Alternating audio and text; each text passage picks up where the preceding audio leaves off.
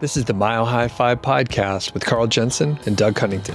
We have authentic conversations about the journey to Fi, health, happiness, and some very odd tangents. We interview Fi experts, side hustlers, people on their way to Fi, and those who have reached the other side. Join us every week, and if you want the show notes and links and all that other stuff, head over to milehighfi.com. Hey, what's happening? It's Doug here. Wanted to jump in before we send it to the episode. This is a conversation with Chris from Life Beyond the Maze. This is a rebroadcast back from a very long time ago. This was around the summer of 2021. Chris was a fantastic interviewee. We had a good time chatting with him. In fact, this could be one of our longest episodes. So, pro tip, this is one that maybe you listen to at 1.5x speed or even 2 for the seasoned podcast listener out there.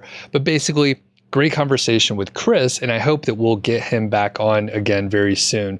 We've actually gone on a couple hikes with Chris locally, but the thing is, Chris had a huge life event happen between now and the first time that we recorded, sometime like July of 2021, and he got cancer. So really a life-changing thing for he and his family.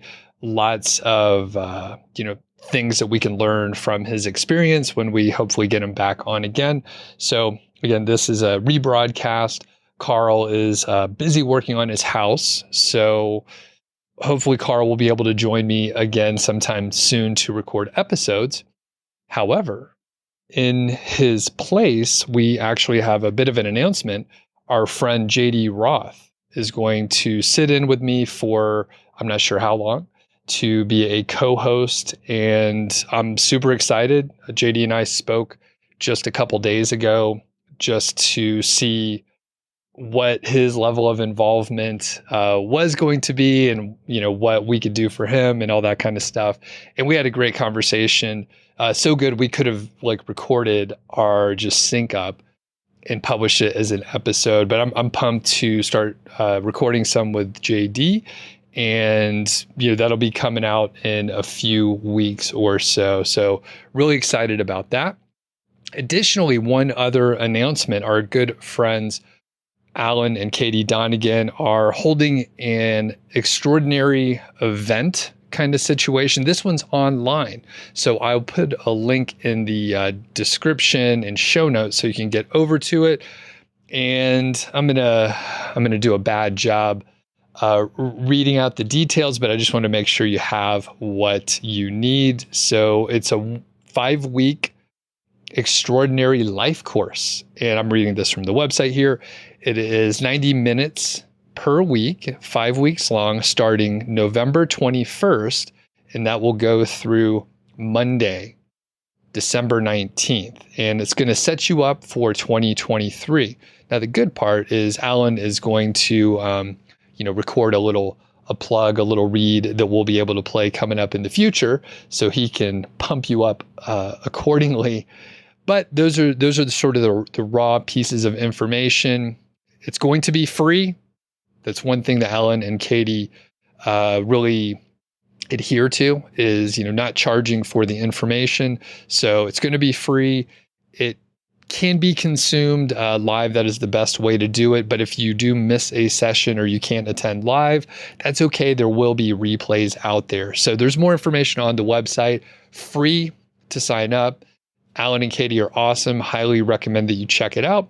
So there will be a link in the description. So quick recap: Chris from Life Beyond the Maze, rebroadcast. Carl's still working on his house. Alan and Katie are doing this extraordinary event, and I highly encourage you to check it out. And JD Roth is going to be recording some episodes coming up. I'm very excited to be working with JD. So I'll shut up and we'll get to the episode now. Thanks a lot for the support. If you have the opportunity to share this episode or share the show with someone that you think would enjoy it, we really appreciate it. Welcome to the MHFi podcast. My name is Carl, and I'm here with my co-host. I'm Doug Cunnington. And we have a very special guest today. Why don't you introduce yourself? Hello, my name is Chris. So I would like to introduce you actually. So Chris is on here for a very specific reason, and that reason is that I believe Chris is the Indiana Jones of personal finance. We're going to talk about his adventures, but I think Chris is actually a little bit better than Indiana Jones because from watching, I'm trying to remember those movies, and it's been a long time since I saw them. But wasn't Indiana Jones always trying to steal shit? So he must have not been financially independent. Indiana Jones, because he had to steal crap and try to sell it or whatever, I think, especially in the first movie. But you don't. You're like Indiana Jones without the theft, and you're already financially independent. So you might, and you're for real too, Indiana Jones is a fake person. So you're the real Indiana Jones minus all the bad shit. Hey, you know what? I'll take it. Yeah, they made a lot of movies with that character, so it's a good person. Now, I met you for the first time a couple months ago or so on a hike. So sometimes folks around here that have flexible schedules will hike on Thursday. So I met you for the first time, and yeah, we had a lot of stuff in common, a lot of great conversations. And as the day went on, you revealed more and more interesting things that you were into. Yeah, I think that might be my Midwest upbringing. I was taught not to stand out or kind of brag about yourself. And it's hard to reconcile that when you're trying to do a lot of interesting things, but you don't want to be that guy who's kind of bragging all the time.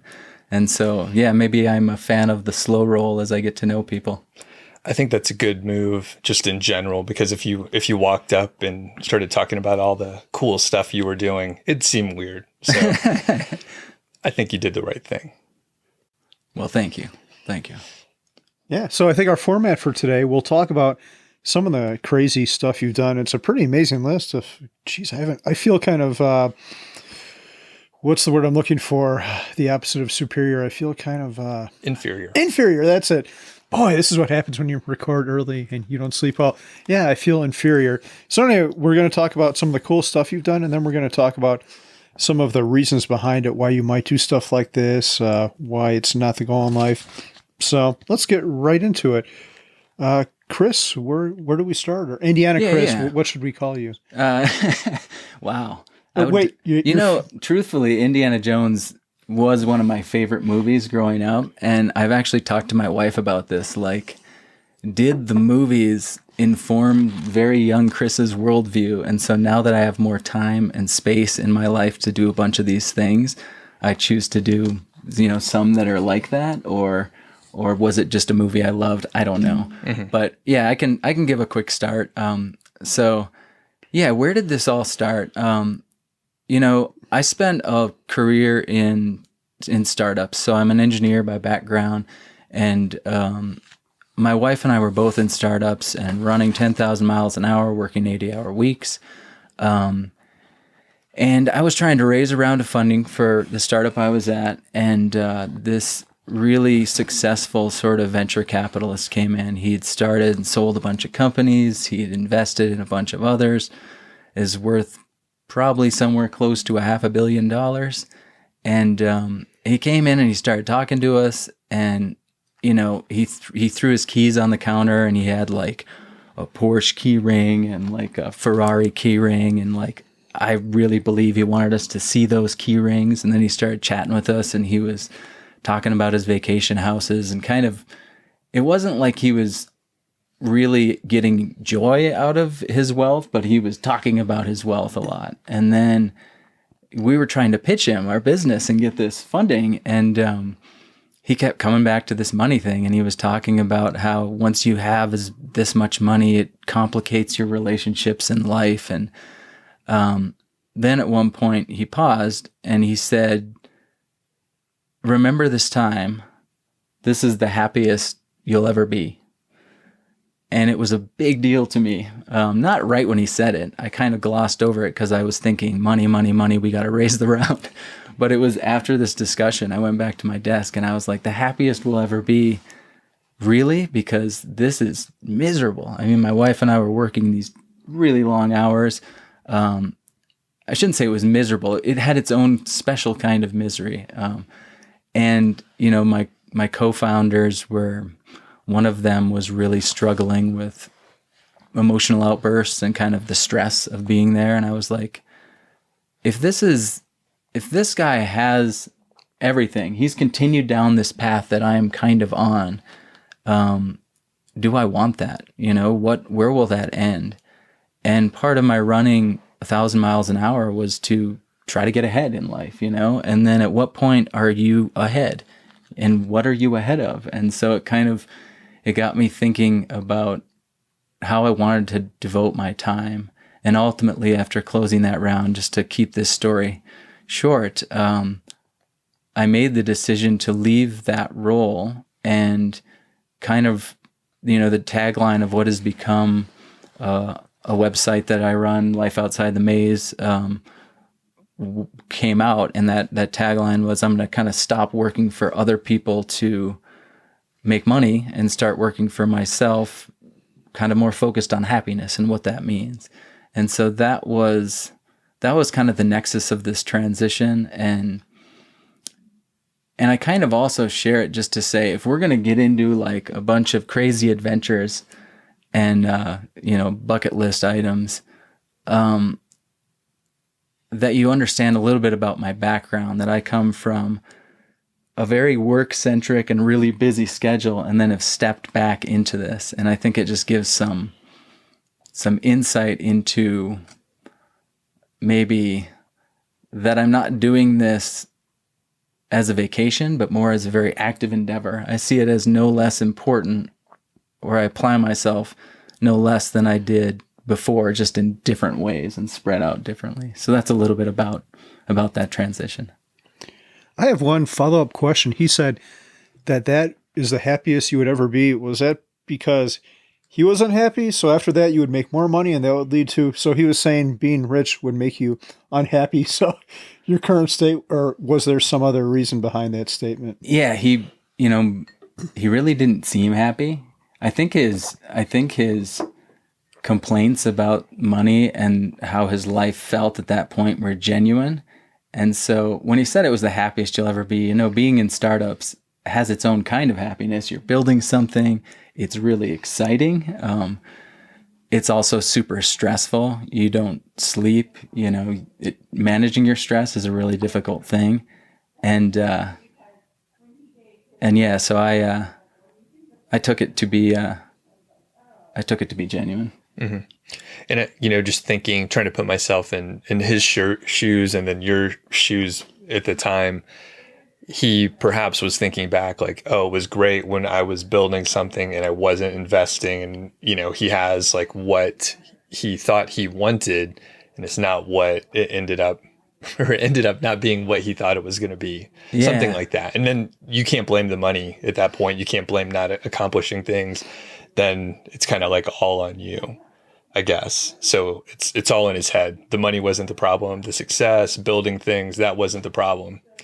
He's the problem. I think that's what I'm coming down to. Yeah, I think that, and probably also that he built himself into a prison of sorts. I mean, like, all that time away from work means a sacrifice perhaps in his relationships. And so some of those things with money and his loved ones might be a byproduct of that. I think also there's probably a component of, if you're building up all this wealth and you're putting it into houses and cars, you have to maintain that and manage it. And then you're managing a bunch of other things, and you have to be careful about that trade-off of like cost benefit. Yep. And so how long ago was that? And then were you already on like a FI journey anyway? Or how did it all come together? Great question. So that was about 2.5 years ago that I kind of made that transition. And so prior to that company, I had started my own startup, and then, it had what you call a soft exit in the startup world, which is it didn't really make a lot of money, but it didn't totally crash and burn. And so as I was winding that down, I tried to take some time off of work. I had what you'd call like FU money, or I was further than that. I was very close to FI, or maybe FI by some terms, but I didn't know it and I didn't think about it. And when I ended that, I spent a lot of time just doing nothing, right? Because when you're working, nothing sounds better than just sitting around doing nothing. And so I did that, and predictably it was not fun, and it ended up being slightly depressing.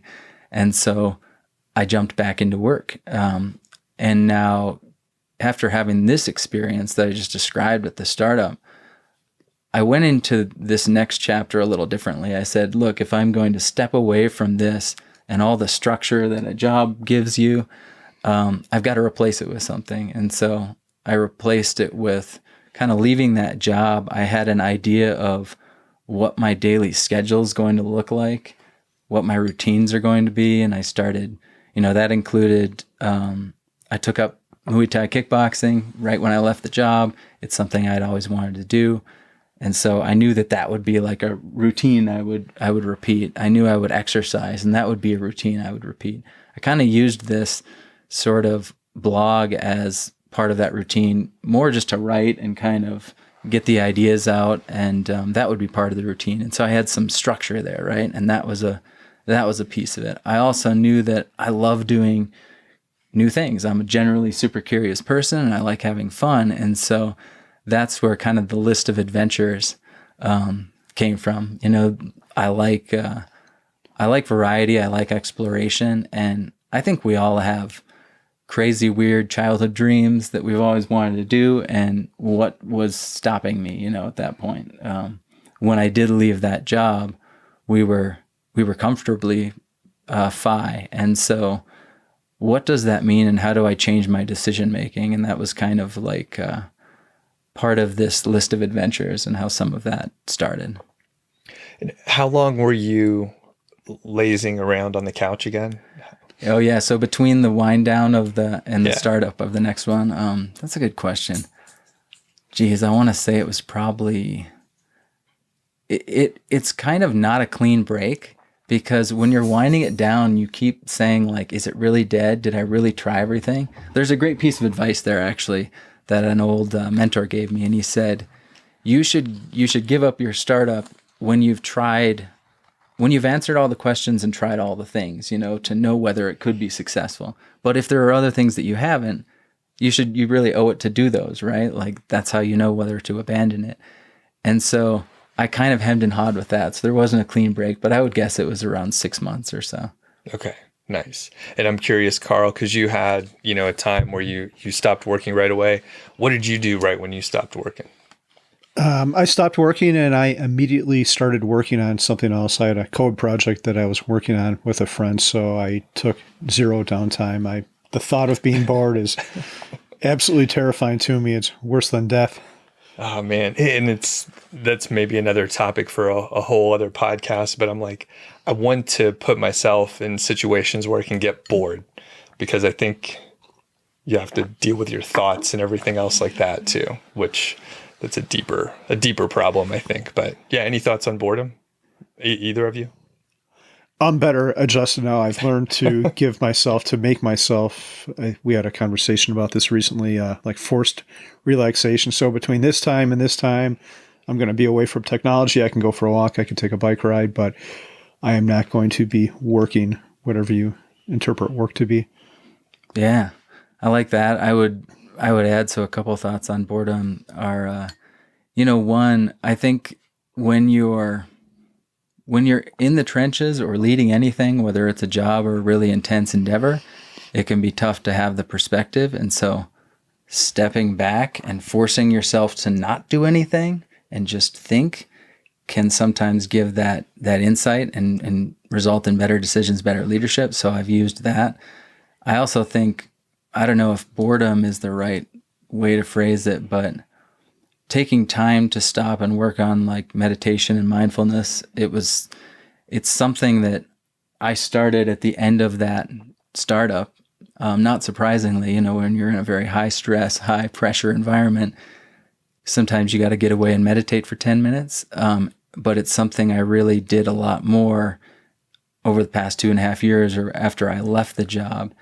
And that sort of purposeful stillness of the mind can really be emotionally satisfying and surprisingly clarify my thinking coming out of it. And so I guess I agree in that respect, Doug. Cool. There's also something I refer to often. There was a Stanford study about creativity, and it stated that you're most creative when you let your mind be bored, because then your brain kind of, your brain doesn't want to be bored. It searches for things to think about and things to do. I think it's called the Stanford Walking Study. So they suggest if you want to make yourself creative, if you want to try to be creative, you should just put your phone down, go for a quiet walk, and just be alone with your thoughts, which it's kind of sad in modern society. We're not often alone with our thoughts. You pull up to a stoplight and you look over and everyone's looking at their phones, or in the line at the grocery store. We can't be bored for even a second, but boredom has power. So you were coming out of this, I guess, period of, maybe a little boredom, laziness. It didn't work well for you. And what we have really is sort of a bucket list. So can you talk about the synthesis of this and how it came together? Yeah. Oh, good question. So the synthesis of it and how it came together. I'd start by just saying I've always had, I think we've all had, like when you're a little kid, you have these dreams of things you want to do. And then as you get older, a lot of these things somehow fall by the wayside. So I, of course, had those rough ideas in the back of my head. And I just started writing them down, right? And so I maybe had like 20 things immediately that I knew I wanted to do on this list. The other thing I did is I looked at, methodologies. What are methodologies you could follow? And actually, this harkens back to a previous episode of your podcast when you guys talked about the living AFI, and kind of when he came back and reshared his update. I used his methodology when I created my bucket list, and I thought it was a great one. I looked around and found a bunch of them, but kind of what he recommends is sort of a hub and spoke model, if you know what that is, and I'll describe it. You basically think about your past self, your present self, and then your future self, and what those selves were inspired by and liked. And then you make, so those might be, and he added another one, I think, which was active. But you could add whatever groups you want. And then I'll just use one as an example and say past self. So my past self, I used to be a pretty competitive soccer player. And so I really like soccer. And so I'd have my past self, and that would be my hub. A spoke coming off would be soccer. And then I'd say, what are things around soccer that still inspire me and excite me? And then I might write a list off of that. It might be, I've always wanted to see a World Cup game. Maybe I still want to come back and try to play again, even though I've blown out both my knees and I'm ridiculously out of shape now. That'd be an example. And so I kind of used that framework, and it was amazing. Like I sat down, and I want to pass this to you, Carl, because I know you did a bucket list on your site as well. But like what was amazing to me was that I did this, and suddenly I had like 110 ideas or something, things that jumped out. So yeah, to pass to you, like as a fan of your site myself, I know you have a bucket list section, and kind of how did yours come about? And I'd love to hear your background as well. I wish I could say that mine were anywhere near as thoughtful as yours, Chris, but they're just random things that come to my mind occasionally. So there's pretty much no thought behind it as well. I can't even remember what I put on there. Do you remember? That might mean you're more advanced than me, because I required some structure and you just did it. Like I say the more talented you are, the less process you need. And maybe that means you're just like a savant. I would not say that, but my bucket list gets longer every day. I think of things every day that I want to do. I think it'll probably be longest upon my death, because there's always some shit you read. Oh yeah, I want to do that now. I want to go there, do this thing. And life has a lot to offer. Yeah. I think that's something I've seen with my list too. And I think it's telling what you just said, right? Like, do you even remember what's on there? Like, so you haven't looked at yours in a while. I'm sure let me ask you this. When you first left work, did you use it? Were you going through more items on that list, and then you've kind of stopped focusing on it over time? Yeah, that is true. When I left work, I'm like, I got to do this. And then it's kind of faded as other priorities take over, other things you want to do.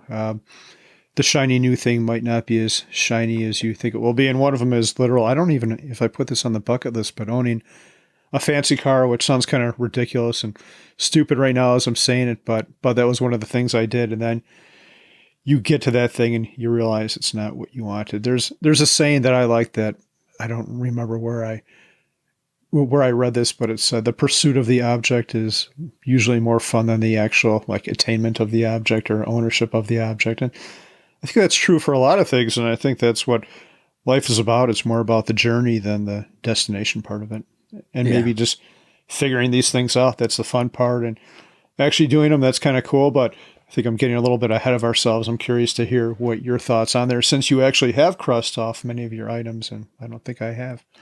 Yeah, so let me jump in on something you said is, what is this?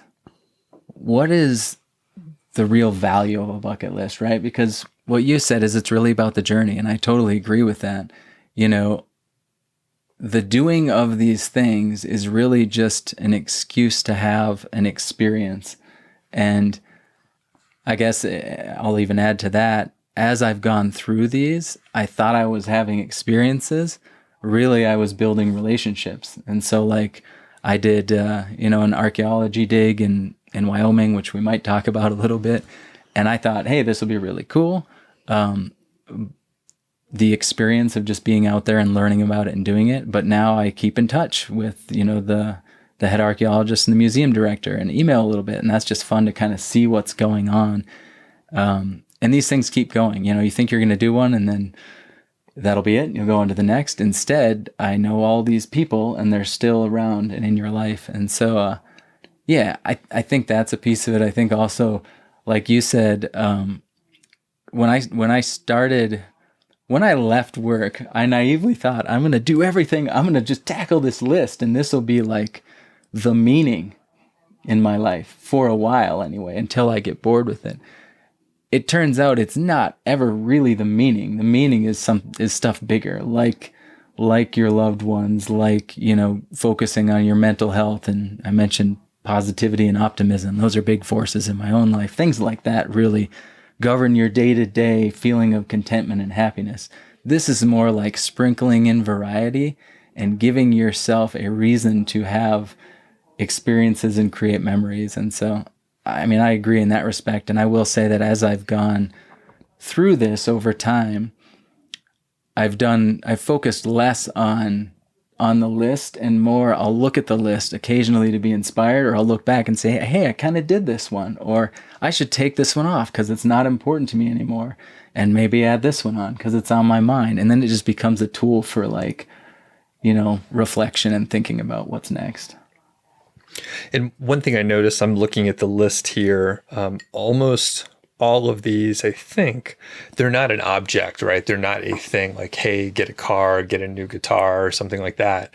It's actually an experience, and you have to figure out how to go do that thing too. So a lot of people will say experiences are much better than like spending on an object. Or, one thing we've done in my family is try to not give gifts over the holidays because we don't need like extra stuff, or we don't want to exchange gift cards. It's kind of silly. So we try to go do things. So my siblings and I will go, and one year we played laser tag, which was a lot of fun. We bowled one year, and we just try to spend time with each other. So we do have an experience and not just trade socks, for example, which is kind of pointless. So, I think, is this a good point to start diving into some of the particulars and hear about it? Yeah, I'd like to make one other comment just about how you said the people part and how you keep in touch. So I had this fancy car, and the best part of that was the people as well. And I remember, so it was an Acura NSX, and there was a local NSX owners club. So one of the guys is like, yeah, man, going to have a barbecue. We're all going to get together and we'll cook out in my backyard. So I remember standing there, like all the cars are out front. We couldn't even see them. And we're all hanging out behind this guy's house. And no one gave a shit about the cars, but the cars are what brought us together. So it was the people. So it's popular to say that experiences are better than things, and I think they are. But I'll build on that and say experiences with friends and family and people we enjoy is better than just experiences on our own too. So do you want to hike the El Camino, or would you rather do it with a really close friend, or make some friends on the journey? I love that point, and that's huge. I have done a lot of these things alone. And I was just telling my my wife this morning because at the end of the week we leave. She's taking a sabbatical from her role. She's still working in the startup, and we're going to Costa Rica for a month. And I said to her, "Oh wow, I'm so excited to be doing an adventure with you. When you're out there doing these things alone, it's almost like, they say if you don't have a witness, is it even real?" And I think there's something to that. It's like you go through this, but really, if there's no one to share it with, it's so much less fun and rich. Yeah. Good point. All right. Well, I think we can start getting into a few of these. There's some fun ones here. Are there any that, what was the first thing that you did? How about that? That's a good question. The first thing I did, as soon as I left, I started doing Muay Thai. That was the first one on my list. And actually, I can share a funny story if we've got the time. Perfect. That's what we're here for. So I started Muay Thai. It's something I've always wanted to do, is just like, this is probably like a primal drive, but like, what if I'm walking down that dark alley and some scary dude jumps out? I don't even know how to throw a punch right now, And so I've always wanted to like have a few of those skills. And so I thought I'd dive into this, and I started, I looked around and I found the most legit gym I could in the Denver area that trains these guys that actually do like mixed martial arts fights and all of that. And then I went in and they told me, okay, as you're learning, you get a free half-hour one-on-one with an instructor, so he can kind of show you, or she can show you the forms of how to throw a punch, how to throw a kick, a knee, an elbow, all that. And so I'm like maybe a month into it, and there's this instructor, and he's teaching just like a kickboxing class over the lunch hour, and I'm like, wow, that guy has amazing form. He's the guy I want to have do this half hour. And so I go up to him after class and I ask him, hey, will you do this one-on-one with me? And he's like a little hesitant. And he's like, I'm super busy right now. If you really can't find anyone else, come back to me and I'll do it. And I was kind of like, oh man, shot down. Like, what a jerk, right? And then like I tell someone else that and they laugh at me and they're like, he's the national Muay Thai champion. And he's training to be part of they were putting together an Olympic team because they made kickboxing a provisional Olympic sport. And he was like right in the throes of trying to make the Olympic team and training. And I asked him to show me how to make a fist and throw a punch. It's kind of fun. That's awesome.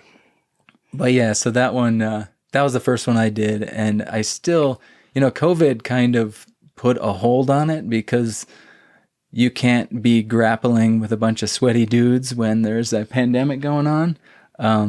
But it's something I want to jump back into, and it's been a lot of fun.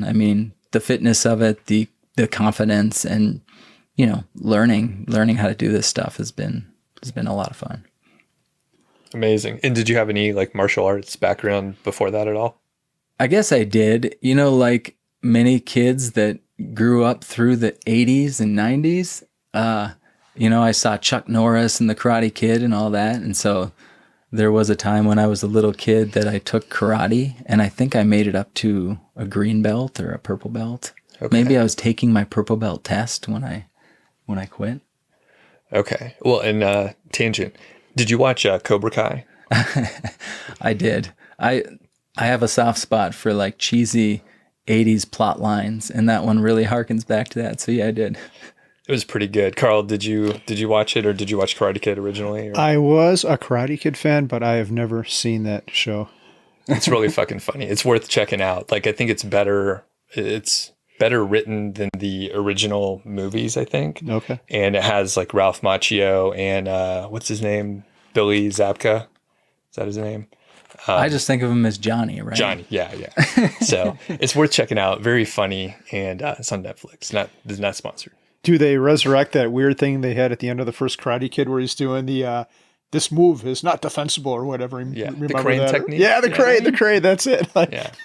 There's a lot of that. A lot of like bringing back the old characters and old moves and stuff. It's awesome. It's a fun one to watch if you're looking for like just some pulp, something to like relax and watch with the the kids or do like another activity while you're watching it, that's when I watch it.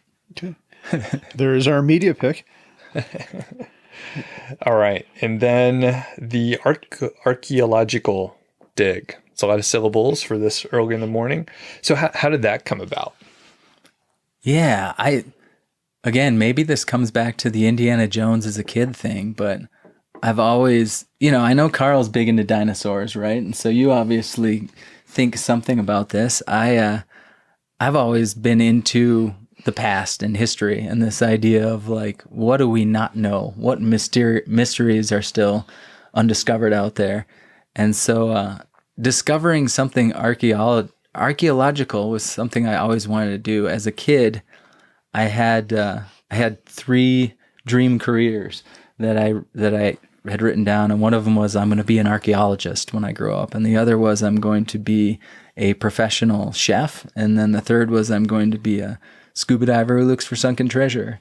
And so archaeology was on there, and I thought, how do you get into this? I'm an engineer by background, and I kind of just started looking around until I found something. So that's kind of how I got into it. But that was a crazy adventure. It was more than I expected. Where was it? Yeah, so the way this all came about is I live down by Golden, Colorado, and there's a museum there in Morrison, and they do the Morrison Formation is an entire, dinosaur dig formation. I think they found the first Triceratops in that formation, if I'm not mistaken. But anyway, I went to that museum. I started chatting with a guy, and he told me about another guy out in Wyoming, and they're kind of partner museums, and how there's this summer dig. And so I started saying I want to get on this summer dig, and that's kind of how it came about. So it's way out in the middle of nowhere, Wyoming, in a place close to Glen Rock, if you know where that is. Nope. No, I know where like Casper is and Cheyenne, of course. So like, yeah, we're in the state, like northeast or. Yeah, kind of central and a little east of center. Okay. Yeah. Okay, gotcha. So you got hooked up, and then what happened? Yeah, so I went out there, and it was a week long. I signed up to do this thing for a week. I told my wife about it, and this is actually like a general theme of these stupid / cool things that I do. I told her about it, and she was like, wait a minute, so you're going to go out into the middle of Wyoming. It's the middle of like July or August. It's like 100 degrees, and then the sun is just beating down on you, and there's no shade anywhere, and you're going to dig in the dirt for a week. And that's kind of like how she saw it. I saw it as like, this is the coolest thing I could possibly do. So yeah, I drove out there, and it was fully immersive. I was kind of expecting that I would get there and they would say, don't touch any of the tools, kind of sit there and watch. And instead it was kind of like, get in, we need all the help we can get. This is not a heavily funded area. And it's a nonprofit museum, and so they're doing everything on donations. And so first day I jumped right in. I got, my tools. I started with the pickaxe, doing what they call debridement, which is pulling down like 6 to 8 feet of top dirt before you get to the strata where the good stuff is. And then you use increasingly smaller tools as you get down toward the bones.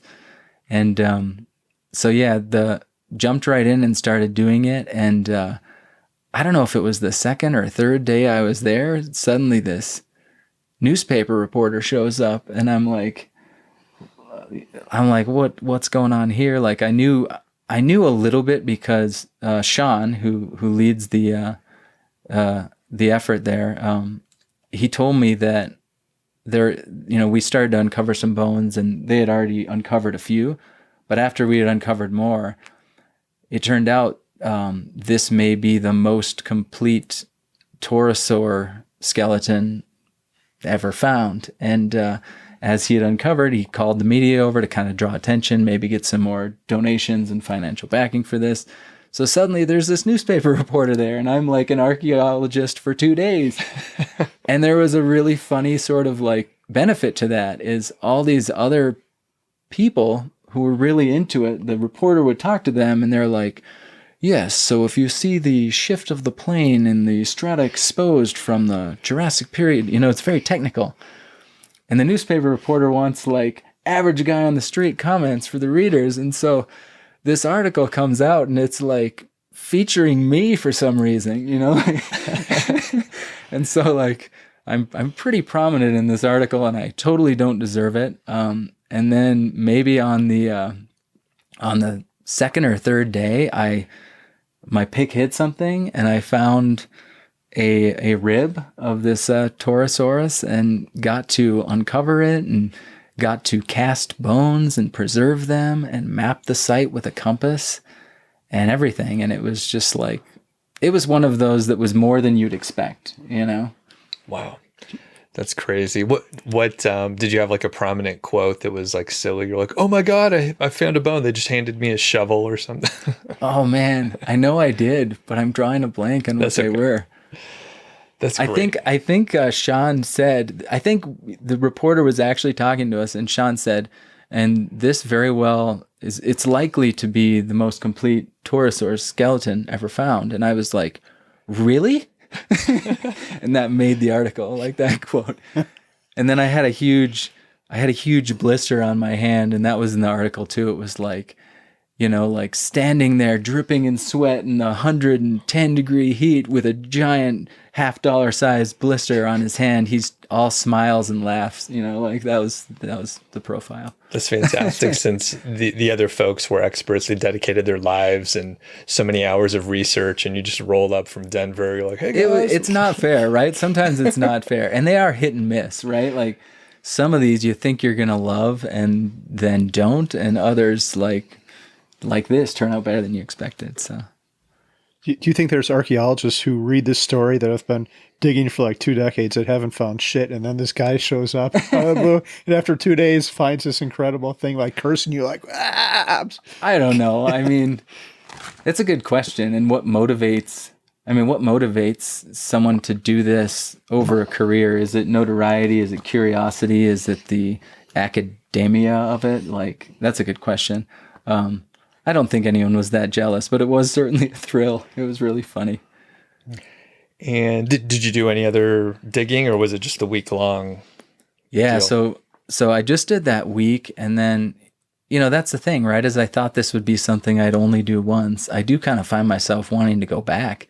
With COVID, they were delayed in kind of uncovering the rest of this thing, and it'd be fun to kind of finish the job and go back and help out some more.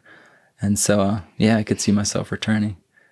I want to hear your reaction to this, Carl, just because of the whole dinosaur tie-in that I know you have on your blog and in your background. What's your thing with dinosaurs?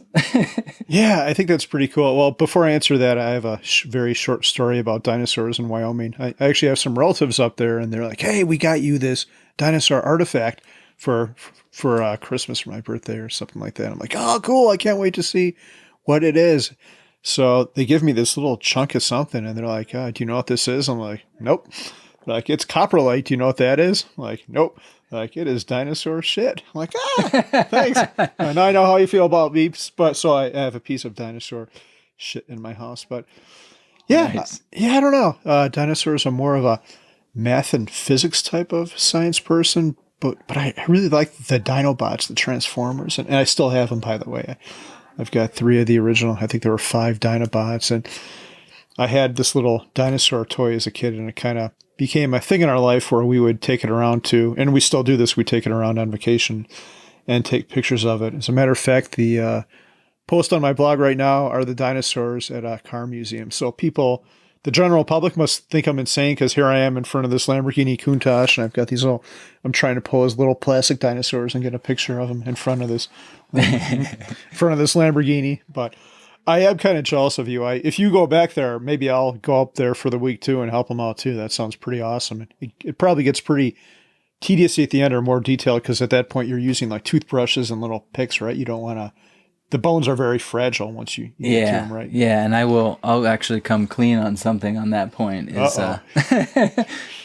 When I first started doing this, it was one of the bones I was working on, maybe the second or third one, and I'm working on it, and then all of a sudden, Sean Smith is the director of the Paleon Museum out there, who kind of was running the dig, and actually, if you're interested, I could get you in touch over there, but he looks down and he's like, Chris, tell me what's going on right now.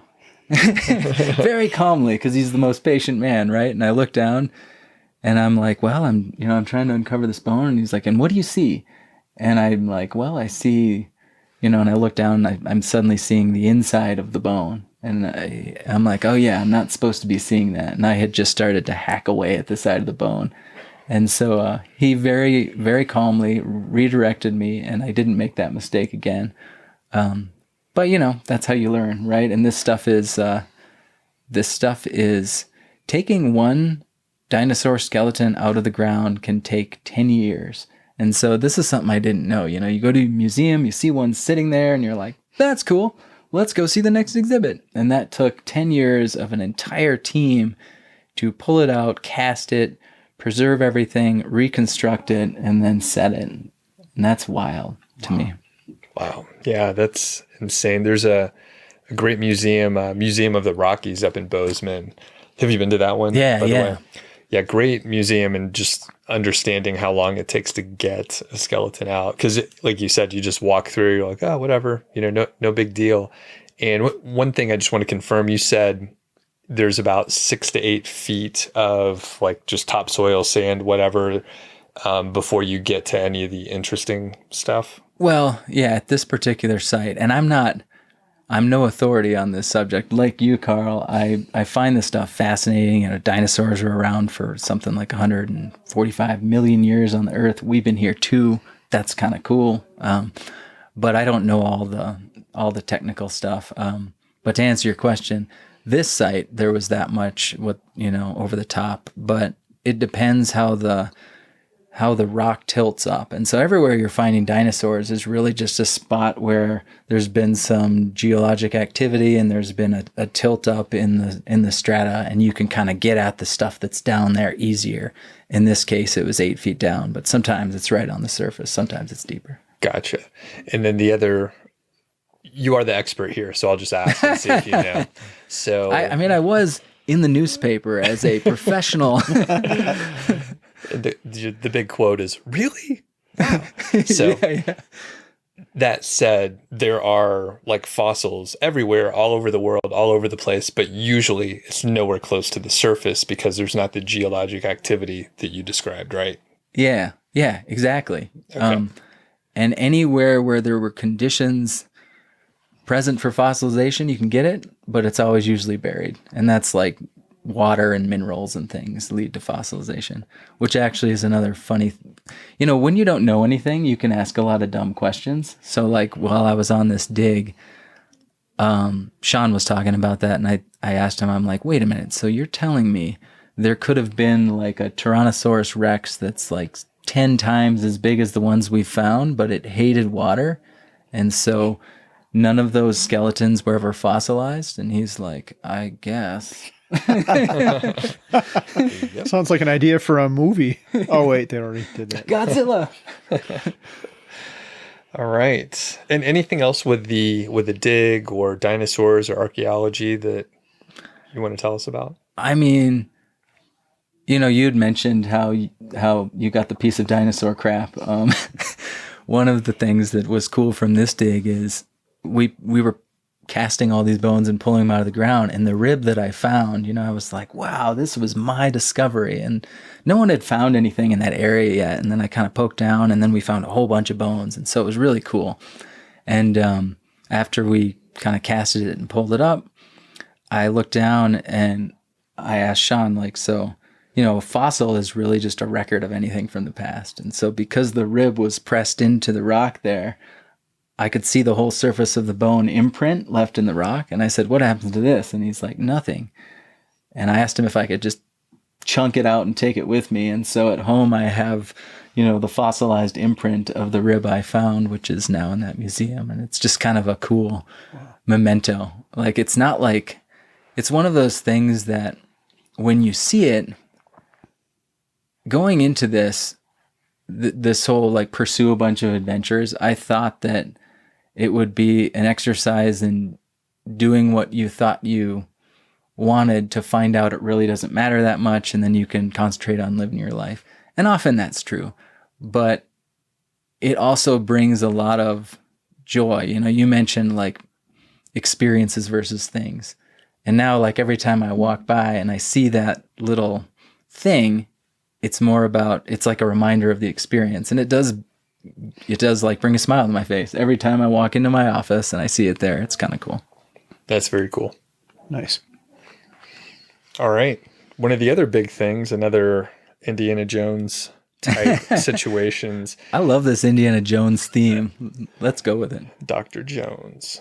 Well, the big problem, there's always evil people in the Dr. Jones movie. So we'll come back to that. You must have an adversary, or I would say maybe a nemesis of some kind, but don't answer now. We'll come back to it. Oh, no. All right. So we have the sunken treasure on a 1715 fleet of Spanish shipwrecks. Yeah. What's up with that? Yeah. So this is the one I just got back from doing this beginning of July. You know, I was just down in South Florida, and I guess it's similar to the first one. So a little bit of backstory. Like I shared a moment ago, the three things I wanted to be as a kid, one of them was a chef, one was an archaeologist, and one was this sunken treasure diver. Scuba diving has always been something I've been curious about. And when I was 17, I went out and got certified at a granite quarry in the middle of Minnesota because there's no real ocean there to dive. And then at some point I heard about, the first thing I ever heard about with this stuff is the Etosha, which is a shipwreck.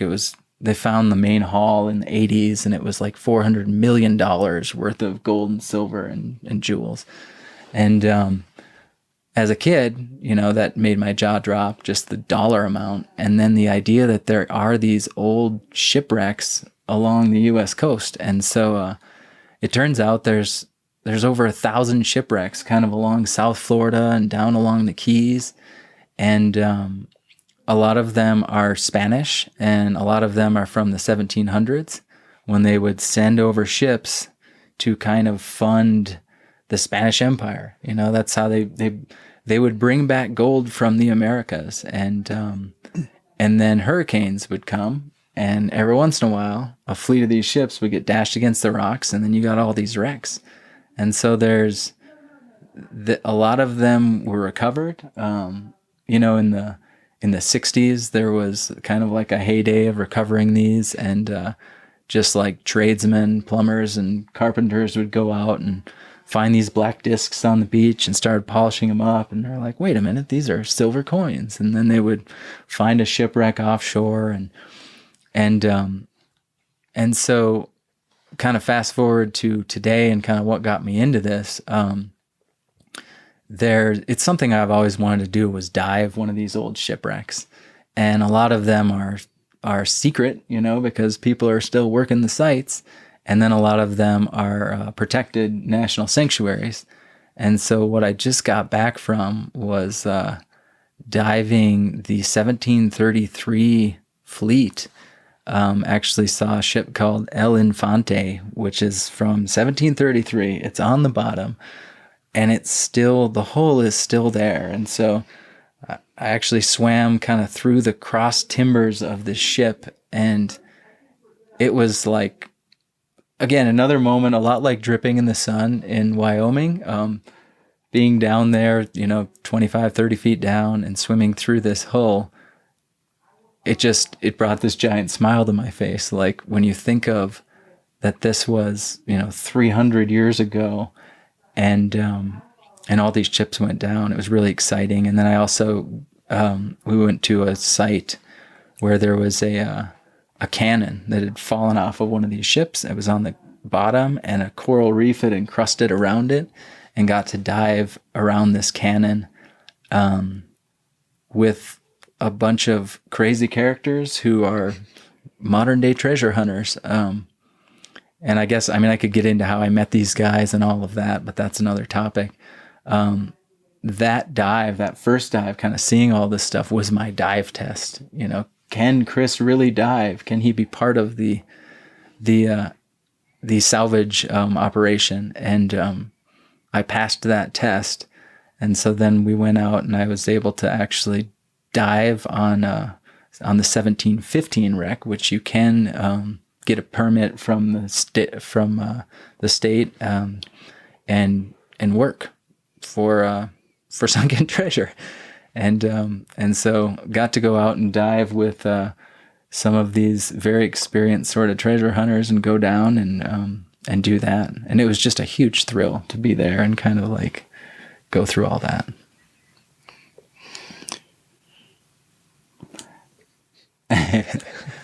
I'm trying to think of Carl is speechless. So how did you get hooked up? Because you're thinking, hey, I want to do this thing, and you know that there's folks out there and they probably don't trust any random person, right? You said you had to do the test. So how'd you get hooked up, and what's the process like to actually like make this happen? Yeah, that's a good question. So there's probably about a half a dozen to a dozen boats that are working that area in any given year. And, you know, they're legacy relationships back from like the 60s when all these guys were going out and finding all this stuff. And it comes down to finding a guy who's on one of those boats. And so I found one of them on the internet. He had a website. And the way this started recently is I went on a family trip down to Key West just to kind of do a vacation. And I thought, hey, I know these wrecks are out there. I know some of them are in this national sanctuary. If I could find where they are, maybe I could see one. And I started talking to this guy, and he hooked me up with another guy who he thought could get me out there to dive it, and that all fell through. But that was the start of a relationship, you know, back to my tie-in before, and kind of talking to this guy, you know, 3 months later, they ran a sort of workshop where they'll teach you how to, the methods of preserving things you find, of getting the permits, of finding things and running a metal detector underwater and all sorts of things. And so I said, well, I'm coming down for that for sure. And then we'll do this dive. And, if it all works out at that point, if I pass the dive test, they were willing to let me sign on. And so kind of that's the progression of how it all happened. But I will tell you, just when I dove into the water the first time, it's like I dove in, I had way more weight strapped around my waist than you normally dive with, because the goal when you're doing this salvaging underwater is to be right on the bottom. So I jump in, immediately sink like a stone, and I just kind of moderately panicked. You know, I'm underwater and I can't get back up, and I didn't have a BCD because of the rig we were using for diving. It's a little technical, so I sink down to the bottom. I'm down there like a stone and I'm panicking. And then I tell myself, like, just breathe. I try to use the metal detector. I'm not hearing anything. And I'm like, what's going on? And I realize there's a little disc, and you put it under your dive mask and it presses against your skull. And it kind of works like a cochlear implant. It just vibrates your head and creates sound in your brain. And that's how you know you've hit something with a metal detector. And that had fallen out when I kind of fell to the bottom. And so I just said to myself, wait a minute, you're worked up, and that's like part of diving is you're supposed to relax, check all your gear, get all your stuff together. Got it all together. And I started sweeping that metal detector. And it was just like, you think back to this progression. Like I was in third grade.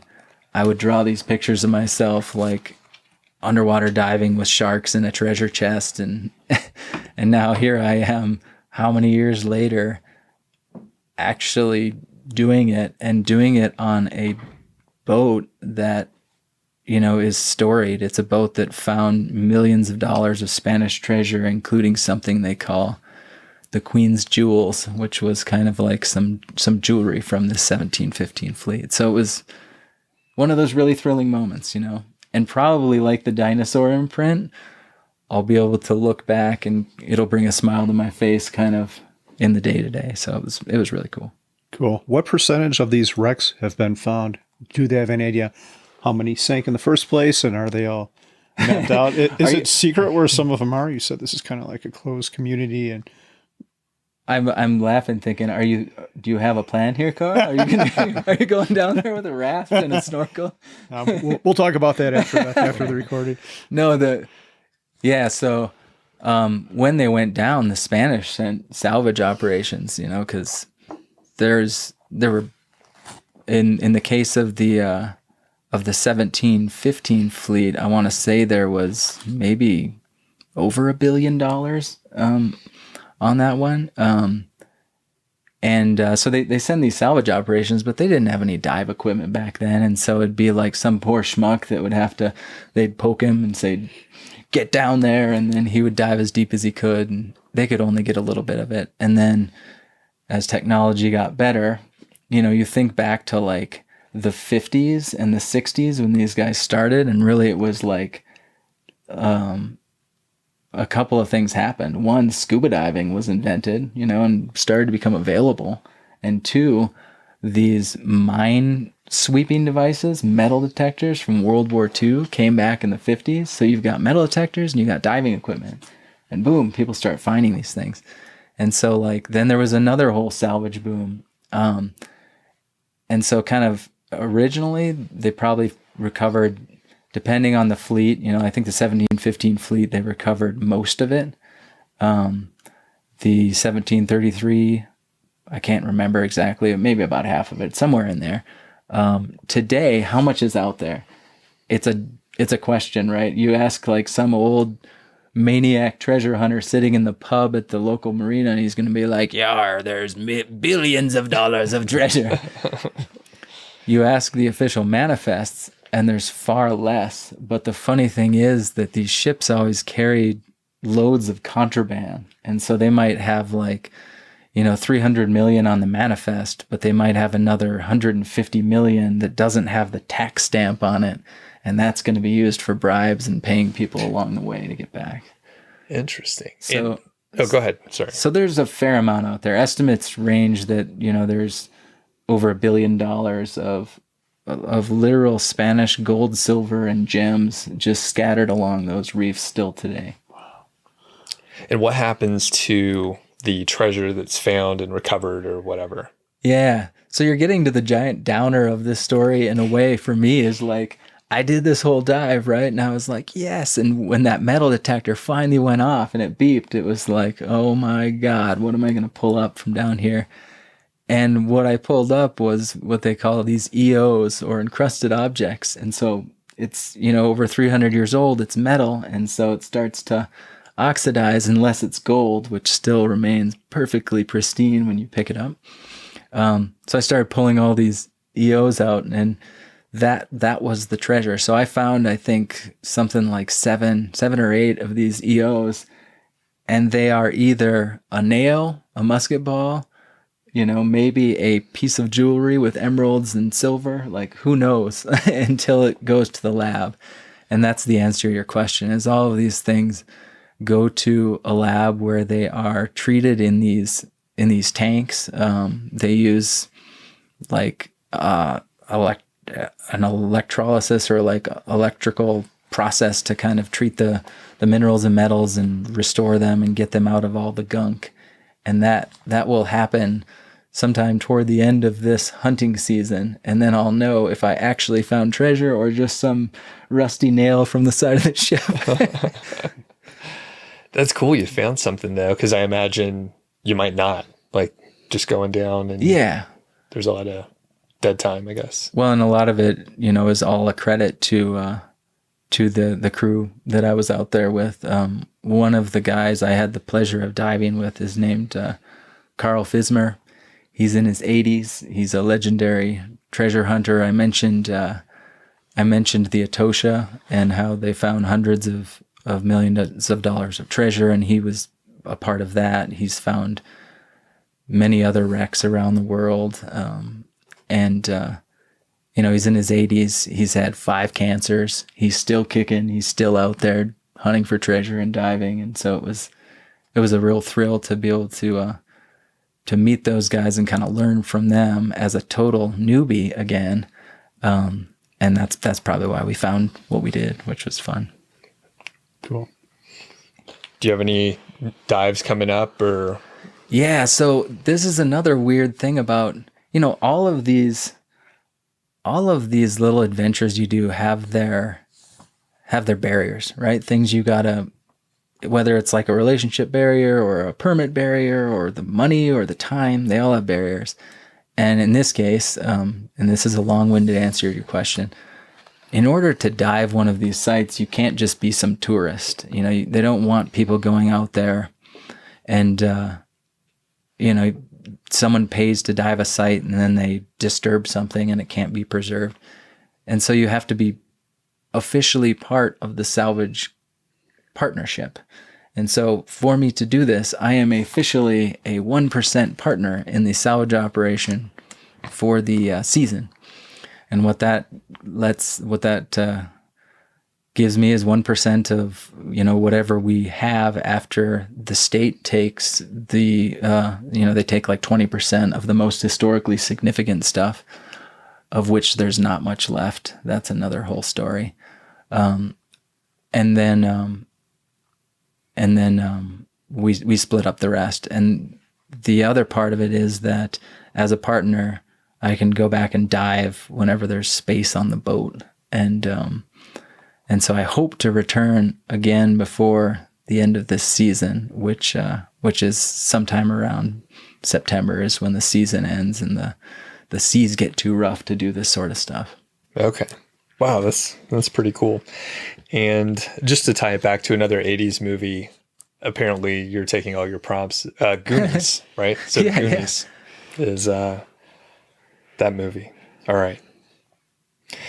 Well, is there anything else with the diving, treasure hunting? Oh, I mean, I could, of course, talk about it all day, but yeah, it's funny you mentioned the thing about the Goonies. There's a character in that, right, who, if I remember, there's some character that's really into the history and One-Eyed Willie and his gold, and he's all like, we have to like honor this history. And then there's other people that are like, it's just a bunch of gold. Like, let's take it and do something with it. And I think that's an interesting angle. My wife is more in the camp of like, why would anybody go out and do this? Like, even if it's like, in this case, it's a little more tangible because it's gold and silver. But what if it wasn't? What if it was just you're pulling up old artifacts and you're having an adventure? Some people think, some people place great meaning on this, and others think it's kind of pointless. And really, you could almost say that about any endeavor in life, And so you gotta make your choices there. Yeah, it's a good movie. I've watched it 1,000 times. All right. Everybody doing good? We could take a little break at the bathroom, or good? I'm good. Okay, cool. All right. I guess we can move on to... Is there anything, Carl, that you want to hit specifically here? I've been kind of... Yeah, there are a couple I want to talk about, and there's two of them I want to talk about in the same conversation because I think they both speak to something, and that's your music album and a screenplay. So I've seen you play guitar. You're very good at that. And I remember talking to you a short time ago, and you said someone noticed your playing and wanted to produce you, right? Or something like that. And you're going to do that soon. But then apparently you've also written a screenplay, which I just found out about today, which is pretty cool. So you can do your own soundtrack to your screenplay. Yeah, that's funny. So how did all this come about, your music and your screenplay endeavors? Yeah, so, music's been something I've done forever. And there's actually, I'll give a little interesting tie-in here, which is we're talking about a bunch of weird things I've done. I'm kind of a dilettante at all of them, right? And that is, they say if you want to be an expert in something or you want to make a lot of money, you need that compound interest and you need your 10,000 hours or whatever it is. And, when you've got Fi, it kind of gives you the luxury of being more broad. And it's something I've always wanted to do. You know, Da Vinci and the Renaissance man was a model I've always admired. And so I do a lot of these things, and I'm afforded that ability because of this position. And I'm super grateful for that. Music, to get back to what you said, is one that I have done forever. I've done it, you know, since I was 14. I was writing songs before I could play the guitar. And then I've done it over the years. It's always been my outlet, you know, like my creative expression when times are tough. The guitar is in my hand and I'm writing a song, you know, stuff like that. And so I've done a number of albums. You know, back in college, I started with a 4-tracker where you had to flip over an old cassette tape and you got 2 tracks per side, with the stereo left and right on that track. And then you have 2 tracks per side. And so you could record 4 tracks, like a drums, a guitar, and 2 vocals. And then I've done it ever since. And so it's something I've done for quite a while. This latest music project, I've always wanted to do a series of duets. I've never been able to write harmonies very well, and I thought, let's try that. And so during COVID, you know, talk about when life gives you lemons, make lemonade. What can I do? What adventures can I do around my house? You know, if I'm not traveling and going to galleons and archaeology sites. And this music project was one of them. And so I found a woman online whose voice pairs really well with mine, and started working back and forth with her in a basement studio, and then kind of put together a bunch of tracks. To your point about this producer, I kind of just then boldly sent them off to a bunch of really like big name producers that I'd love to, you know, work with, and knew that I'd have no shot in hell, you know, that they'd respond. And they didn't until one did. And so one responded, and I'm not going to I won't get into who it is because, you know, we haven't started it yet. He's busy, and the thought is to do it in the fall. And I'm really hopeful that happens. We got a dog just ran into the room, which is awesome here. If it doesn't, I'll still complete the project in another way. But as it stands right now, we're slated to go into this production process in the fall. And so I've recorded vocals and guitars, and then we'll kind of flesh out the compositions and do mixing and mastering and all of that fun stuff. The screenplay, back to your question, is a totally opposite thing, right? That's something I've never done. I haven't put in my 10,000 hours at all, but I love movies. And this actually happened when I was down in the Keys on that family vacation I mentioned a little while ago. I happened to rewatch the movie The Edge. It's some cheesy movie where Anthony Hopkins and Alec Baldwin battle a bear out in the middle of the wild. And it kind of inspired me to write this screenplay I'd always been kicking around in the back of my head. And, you know, because of my situation, I had no excuse, and I started doing it, and I kind of pounded out a draft. And where it sits now is my uncle is actually a playwright. He has been for 50 years or something.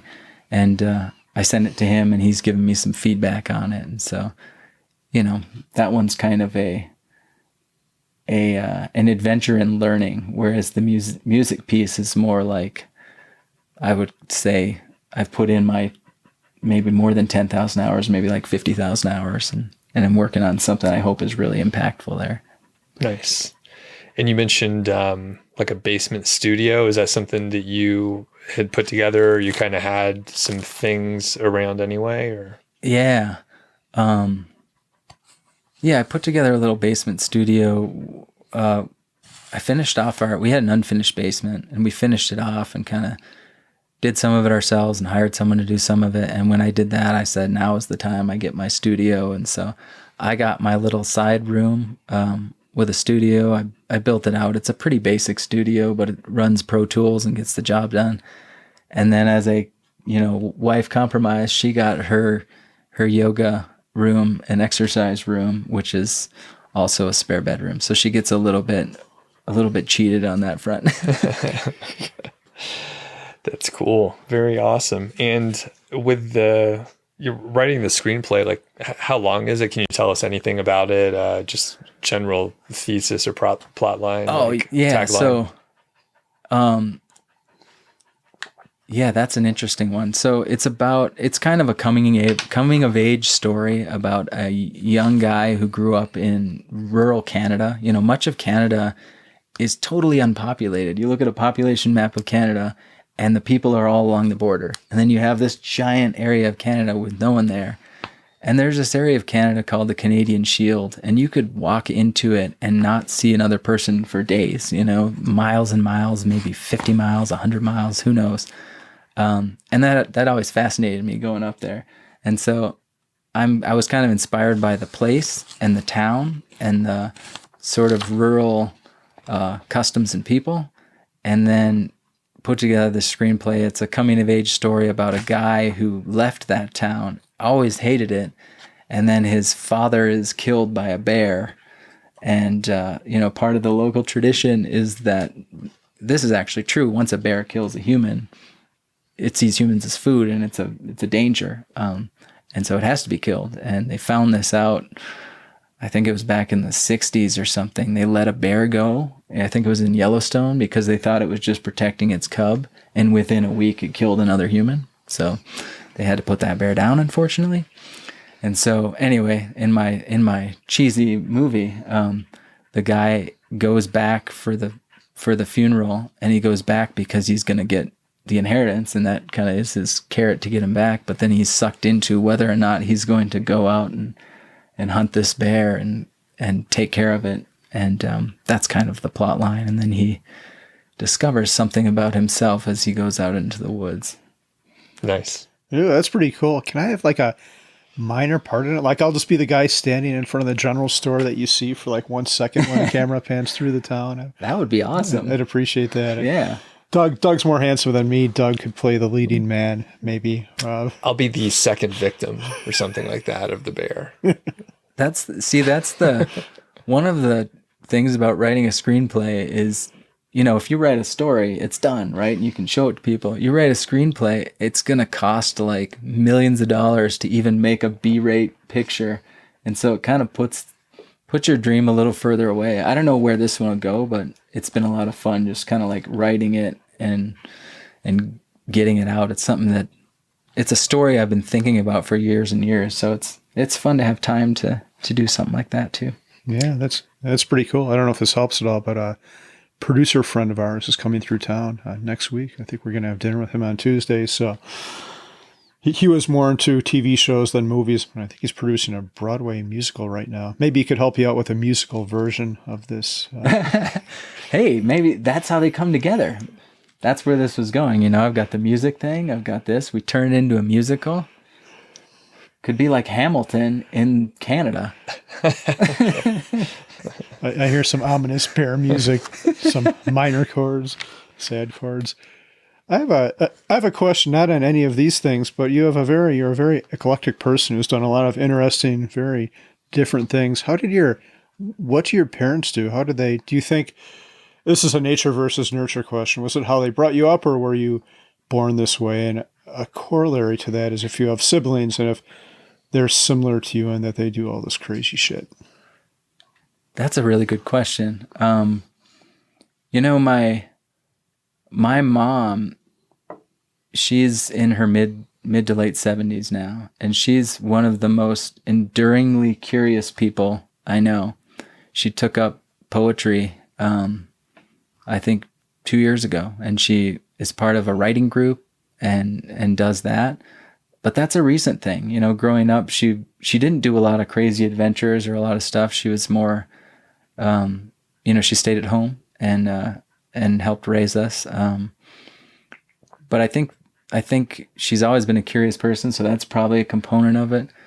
My dad, I can't say that he's extraordinarily adventurous, but what he probably instilled in me was a sense of, if you want to do something, do it, and you got to put in the work, and you've got to just commit to it to make it happen, because there will always be something preventing you. But yeah, neither of them are, we lived a pretty traditional life. My dad was like a financial advisor and ran a furniture store for a period of time. And kind of just grew up in the Midwest. So nothing that crazy in terms of the nurture piece. Okay. Score 1 for nature. So there's a lot of outdoor and mountainous activities. So you've biked the highest paved road in the U.S. You climbed Long's Peak, the highest peak in Rocky Mountain National Park. You've been to 10 national parks since Fi. So can you talk about some of that stuff? And I mean, outdoors seems like it's a big part of your life. Yeah, it's funny when you look at a list of all these things, like as we were preparing for this talk, I don't consciously think about this on a daily basis. It's not something huge to me, but it was more like I looked back and I said, well, what has happened over the past 2.5 years? And I was reading through this list and I was like, wow, there's quite a bit there. But it's not like I think of myself as some like crazy adventurer who's out doing all these things. These pieces with the national parks and the peak, actually climbing the peak is a good one to start, because that came out of this whole Fi community. I met Carl, and he was one of the first people I met in this community. Maybe that was right around 2.5 years ago, right? Yeah, sounds about right. And then there's a local hiking group, which is how I met you as well, Doug. And after doing a bunch of hikes with that group, there's one guy in the group who's particularly in shape and always doing hikes, and he had mentioned longs, and I latched onto it and was like, longs, and then everyone else kind of moved on, and I was like, longs. and so we put together a crew, and after a couple of weather cancellations, went and did that one, and that one was super fun. I think it's like 14.5 miles or something, and it's a lot of, they call it like a technical hike, and so there's areas where if you're not careful, people have died climbing it if you're not, if you're careless, or I don't know what happens, but you lose your hold in certain areas, you could fall off. And so that's how that one happened. The national parks and a lot of these others, those are a byproduct, it's doing things outside, and the outdoors are something that has always been really inspiring. And then especially with COVID, when there weren't a lot of like urban activities, had to get the boys out of the house. I've got two boys, and had to get them out of the house, wanted to do fun things. And that just started involving a lot of camping and things. And I look back and I'm like, 10 national parks. And that's something, in the past 2.5 years. Awesome. Do you have any like upcoming plans for other parks or anything like that? I always buy a national park pass every year, because when it's in your wallet, then you come across it and you're like, oh, I got it. That sunk cost, baby. $80. I got to use that thing. And so I'm sure there'll be more. We talked about going to Utah, and there's a bunch of national parks there that we'd love to go see as well. So yeah, I see that continuing. And I mean, the cool thing, maybe this is a good segue to a point I'd love to make about the cost of all these things, is like national parks. How much does that cost? I buy this $80 pass. I get to go to countless national parks in a year. Camping, if you do it on a national forest land, is totally free. And so getting out and doing some of these things, I think there's this impression that they cost a lot of money or take a lot of time. I actually looked into this maybe about a year ago. Like, I searched bucket lists of things people have wanted to do online, and the top 10 things on the list, you could do any of those in less than a week and spending less than $1,000. There were things like skydiving, or seeing the Northern Lights, I think was on there. Scuba diving might have been on there. A number of things. So these things are not expensive, and they don't have to take a lot of time. I think it's about committing to them, kind of choosing how you want to allocate the time you do have. I think I got a little off topic. Did I answer your question or did I meander? No, that was perfect. It was a different answer to a better question. So that was really good. Yeah, and I think you're right. I mean, part of it is like making that commitment, and a lot of times people don't have the time, or they don't think they have the time, but it's really a matter of like prioritizing those activities over other things that are maybe like watching Cobra Kai, for example, right? There's 3 seasons. You could burn a lot of time doing that. Well, I still watch those seasons though, Doc. You can have it all. That's the other point. Yeah, you can have it all. You can watch Cobra Kai and visit national parks. Well, and maybe there's this is Mile High Fi, and the thing about Fi is, if I look at my life, I did fit in some crazy adventures before Fi. Before we had kids, my wife and I traveled around the world for 6 months, stuff like that. But my biggest focus was Fi. I didn't know it. I characterize it as I'm trying to get ahead. We would save a lot of money. We would invest and kind of pave our financial future. But these sorts of things, you have the bandwidth to do that once you get in that situation where you are Fi.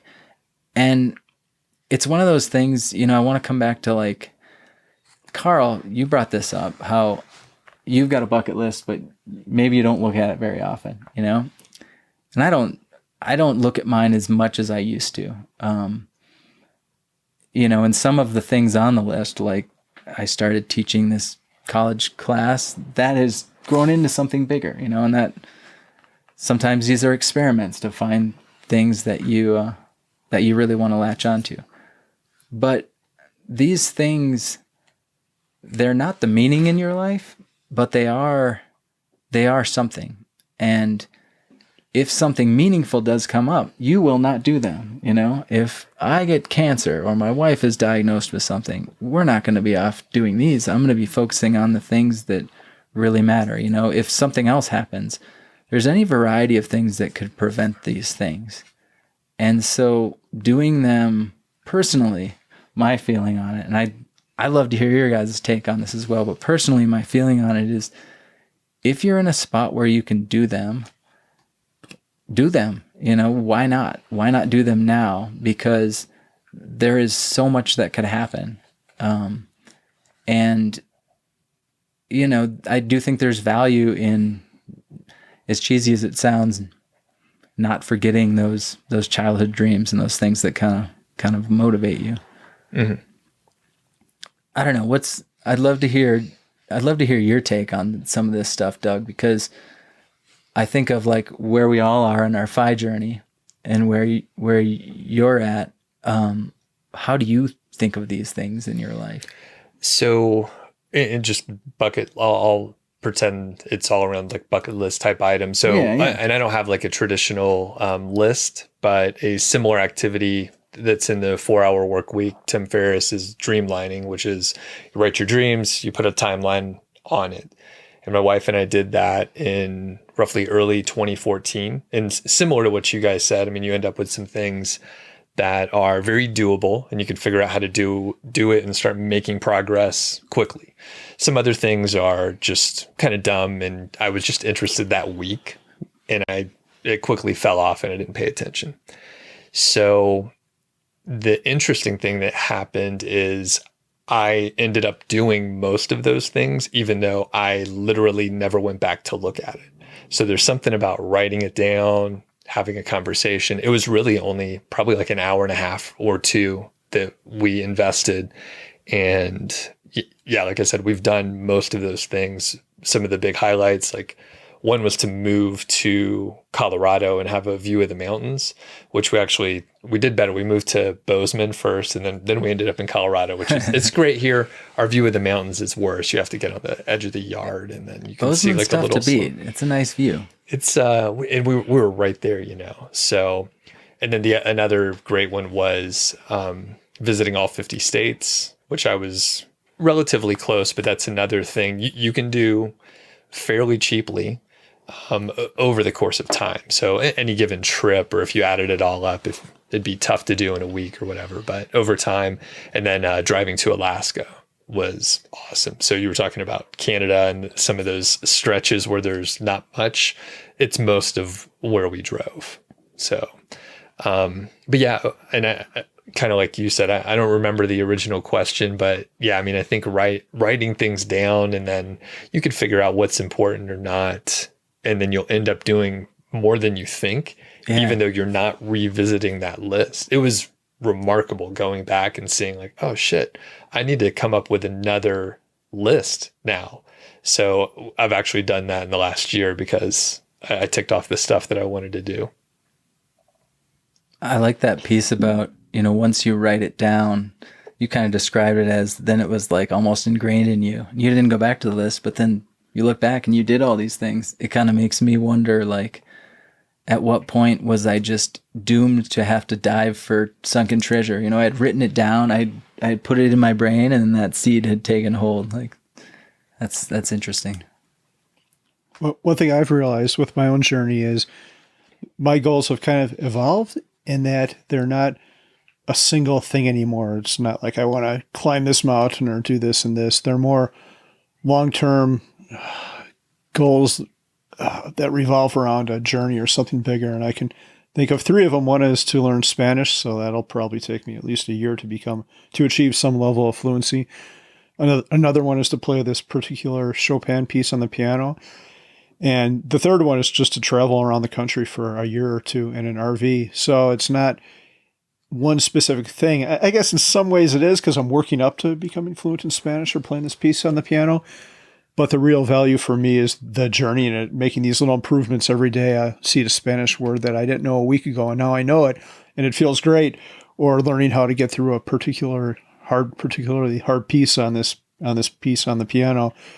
So it's the journey. It's not these one big things, these big grandiose things. I want to stand at the top of Everest, which I never want to do, by the way. But they're more these long-term things, and some of them, I guess, revolve around self-improvement too. So trying to improve a skill. I like that. People call these things bucket lists, and I've always hated that term. I think I write a lot about it on the site I run, just like, not a bucket list, because the term bucket list conjures up this idea of like, oh, these are things you have to do before you die, or you're like old and on your deathbed, before you kick the bucket, you fit this in. And that shouldn't be what it's about. It should be more about kind of like building things over time, your learning, your progression. And these things are kind of like maybe they're the adventures that spur you on that path or inspire you, but often they're not like the thing, the end all. And I wish there was a better term. Actually, I think it was President Obama in like his final term. Someone asked him, "Do you have a bucket list?" And his response was, "I have something that rhymes with bucket list." And he was like, "Passing immigration reform? Bucket," stuff like that. And there is something about that. Like, you don't want to get married to this list stagnantly, like, I have to do these things. It's more like, where do you want to focus your energies and the sort of development along the way? Mm-hmm. So I think I'm going to sort of rewind a little bit, because, you're in this position of Fi, and your wife still works, right? Mm-hmm. But technically you guys have hit Fi and you have a lot of flexibility, which is great.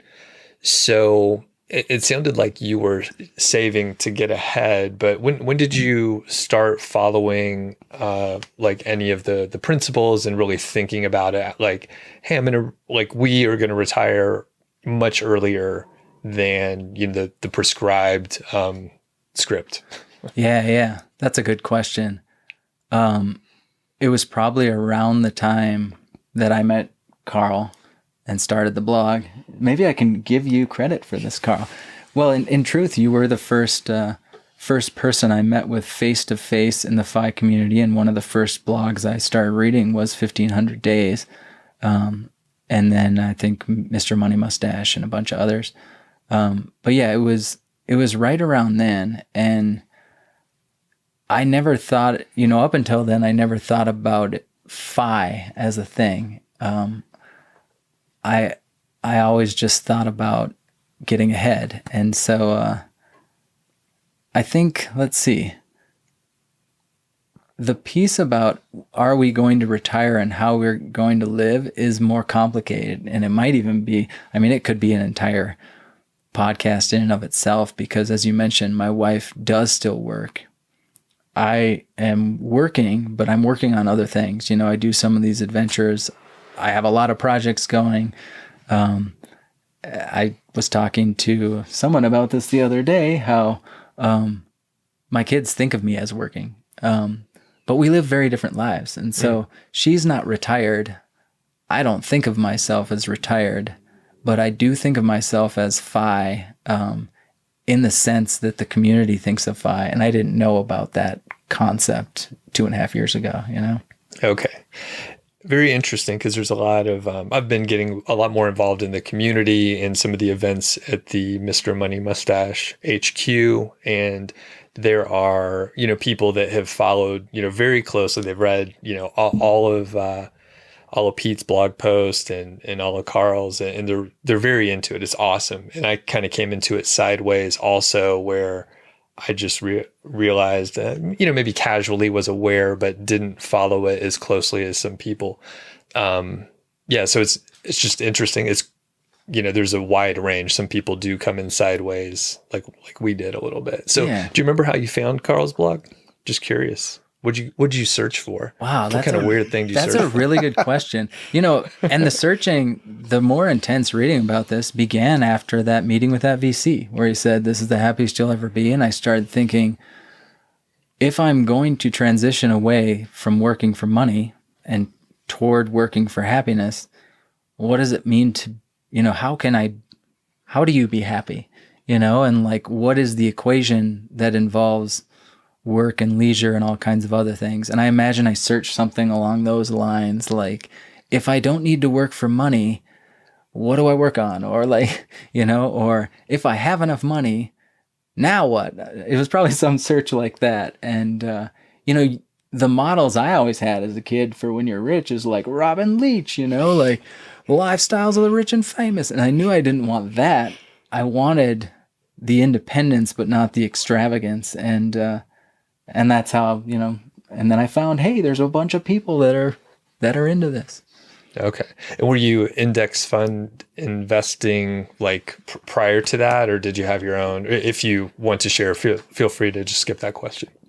So, you know, I mentioned my father was a financial advisor, and he did a lot of broad, it wasn't index investing. His whole life, he's done, I wouldn't call it stock picking because it's not highly concentrated. It's highly diversified across all the sectors of the market, but he's still very into that. So that was my education growing up. And it's really been a continuum for me to consider indexing versus you know, more that broad-based but choosing stocks approach. And I will say that today, I invest a lot more in indexes than I do individual things, and so that's been my progression. But yeah, I could talk all about investing. I'm sure we all could. Next episode. Hey. Well, and I was going to say, just, you know, thinking of the index fund, like when we were trying to figure out how to invest, my wife and I, we didn't have like the background that you probably did with your father being an expert and, you know, pro in that area. So it's just so much more stress to actually pick things versus an index fund, which is super lazy, which fits exactly how I want to invest. So, yeah. I mean, on that investing front, you know, officially the way it's written up, this whole like treasure dive thing I did is officially an investment, right? Because I put $1,000 into it to get 1%. And for that, I get to dive a bunch, and, you know, it's a pretty darn good deal, but that's officially an investment, right? And if I lose that, I could write it off as a loss, As I've been FI, I've undertaken a lot more sort of active investments like real estate stuff. I still do a little bit of that on the side just because I enjoy it. And it's something I got good at over the years when I wasn't FI. And, you can put your time to things in whatever way you choose. But I think I'd do more of that sort of weird, active alternative investment stuff with small amounts of cash than I did before, which is probably an interesting piece post-FI. Mm-hmm. Well, it makes sense because you have some, other interests that you could explore. You can have investments that maybe don't return as much, and it's a smaller dollar amount, it sounds like. So what were you going to say, Chris? Sorry. Oh, I was going to ask Carl if your experience was similar or different than that. I mean, I know you've done a number of sort of real estate investments and stuff. Do you think your active investment stuff has gone up post-FI? So we have a bunch of different investments, and I like to tell people like we go where the opportunity is. For example, we did a bunch of syndication deals, but those were years ago, and now the real estate market is so hot that the returns on them just aren't worth the risk, I believe, at least the ones I'm familiar with. Mm-hmm. I still own individual stocks, although I don't really believe in that much anymore. Stock picking is so hard because the pace of disruption has increased. You think of BlackBerry and RIM and Nokia, like they were huge 2005, 2006. And I think those companies still might be around, but they're a shadow of where they formerly were. You think of the disruption now going on with the auto industry. It wouldn't surprise me if Toyota or Honda, and sounds like a insane statement, but it wouldn't surprise me if one or both are bankrupt by 2030 because they've been late and they're still resistant to electric cars, and that's where the future is going. So you might be able to pick a winner, and I've been successful in doing that. But if you write it back down to zero when that company is disrupted, then it means absolutely nothing and you've lost money. So I think there's so much value to index investing, and just what Doug said, the laziness of it all. You can pick it all, and then Vanguard manages the winners for me. If Apple does great, poof, I own more of it because it's weighted that way. And if they don't, then I don't own so much of it anymore. So there's tremendous value in index investing, and that's where all our money goes to, or most of it. With that said, if we have invested in the last real estate deal we did was a very small syndication with someone we knew personally. We've talked to him many times, and we're not so much investing in the deal as we're investing in that person, because I think he's very competent, and I think he'll make it work. I think that's how a lot of investing is too. Like with, I've bought all of Musk's stuff. I tried to buy SpaceX too, but I've bought PayPal, Tesla. It's not because of the company. It's because I believe in him, and I think he could probably make most things work. But yeah, index investing is the right answer for 99.9% of people. Yeah. Well, and that's the thing. Like when you talking about things outside of that, I think is tricky, because you have to consider everyone's unique financial situation and their unique strengths, and I'll give one example of that is I've got a background in startups. My wife is still very active in startups.